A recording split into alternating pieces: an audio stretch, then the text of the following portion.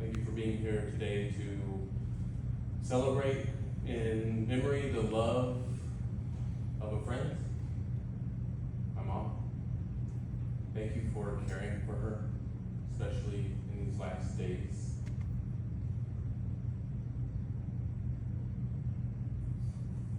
I'll read her obituary.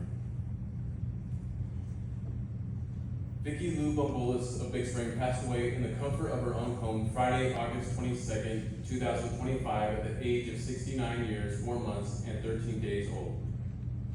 Vicki was born April 9th, 1956 in Carlsbad, New Mexico to Grady Lynn and Melva Ray Hodman. Her family eventually moved to Texas where she graduated from Big Spring High School and met and married the love of her life, Walter Thomas Bambulis.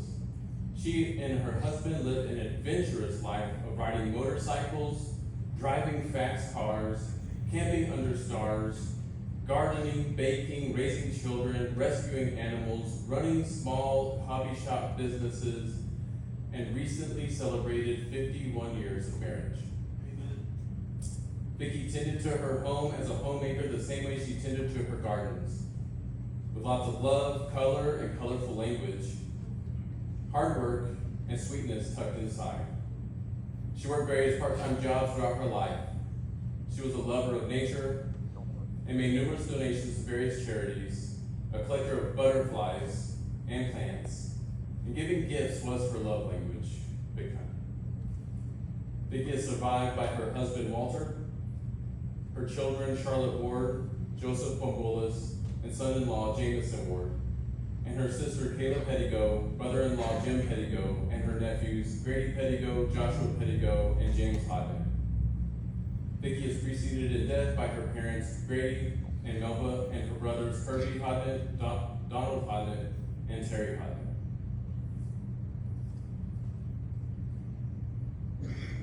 Our moms are our first homes, and so in honor of my mom, I wish to speak from my heart today.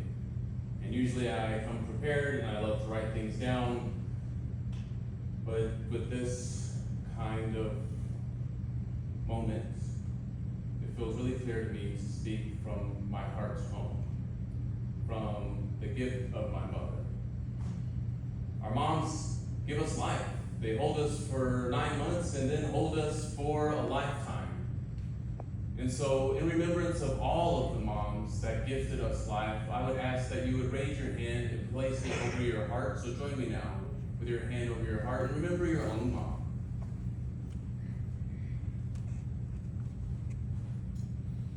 The gift of life that is here. Thank you. My mom loved beautiful little things. I'll always think about leaving the house and coming home to the smell of roses. A plant with little thorns, but a sweet, beautiful smell. My mom taught me how to love animals, plants, the earth. She was a rock hound. She would take me hiking. We would go out to Comanche Trail. We'd walk around the trails, and she would always have our eyes to the ground, and she taught me to look for the little beautiful things. The flints, the flickers, the jade. She would take me to rock shows, and we'd buy fool's gold and all kinds of weird stuff. My mom really taught me that this place, this world, trees, plants, animals, rocks, they're holy. This place is holy, sacred is the ground. Forests, rivers, mountains, listen to the sound. This place is holy, sacred is the ground. Forests, rivers, mountains, listen to the sound. That song is written by the Rainbow People, who are hippies. Came out of the 70s. Kind of like my parents. Hippies who came out of the 70s. My mom gathered all kinds of interesting stuff. My childhood chore growing up, amongst many that my sister and I shared, but I hated, was dusting the house because my mother collected tiny pewter figurines. And one shelf, I swear to God, had like 100 of them. And what was wild is there were like half of them are these like sweet, beautiful little creatures, angels and little babies and families. And then the other half are like these weird, wild, mystical creatures, tarantulas, scorpions. And if that's not my mom, I don't know what is. Full of sweetness and love and tenderness, but also will bite you. Do not mess with my mom. She was 100 pounds of ferocity.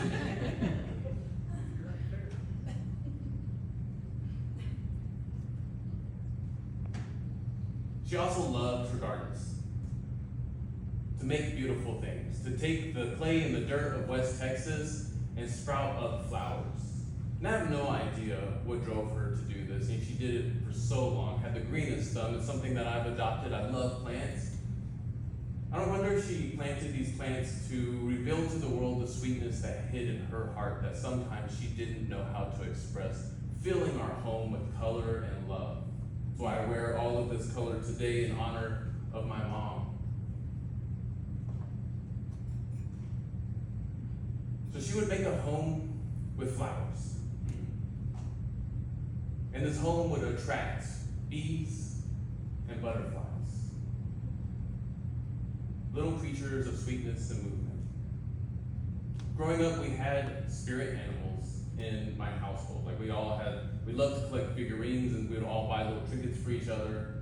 For my dad, he was like an elephant. Elephant was his creature, which is so great for my dad. Elephants are slow moving, faithful, consistent, smart as all get out, and plant trees and build things as they go. My dad could figure out anything, still does. Built solar panels, rebuilt cars, rewired things, has taught me how to approach the world as play, as a way of just, hey, let's live this slowly and faithfully. Some of the greatest gifts of growing up in my household was getting to watch the love of my dad for my mom. Always so faithful, tender, sweet. Coming home to kiss mom with a kiss, leaving with a kiss. For me, it really taught me how to love and how to gently show up to the person that I love. My sister was a horse. Majestic, beautiful, runs and herds. We measure the power of our cars based on horses. And if you could measure the power of people, it would be based on my sister. True power is the kind that shows up in such beautiful love and faithfulness to your community, your friends, and your family. You are so graceful and beautiful, and you are carrying yourself through this so strong.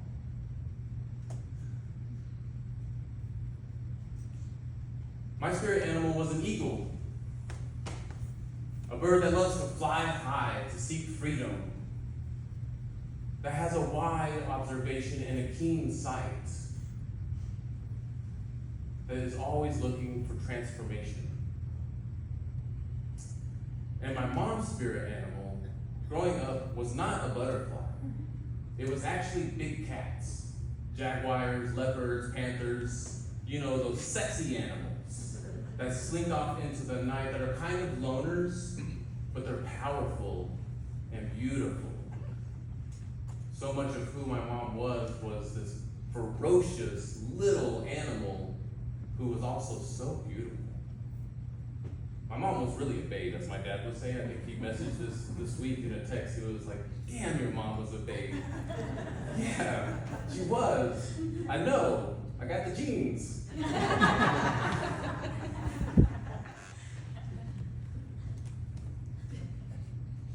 But as my mom aged, as we all do, she began to adopt the butterfly as her spirit animal.